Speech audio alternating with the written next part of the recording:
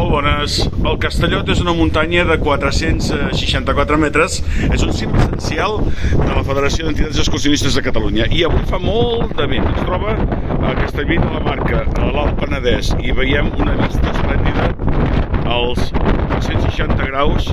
Des d'aquí, en un dia clar, es veuen les muntanyes de Prades, Montserrat, l'illa de Mallorca, aquí hi ha Vilafranca del Penedès, aquí davant, i ara a la segona part del vídeo us ensenyaré la resta d'aquest antic castell.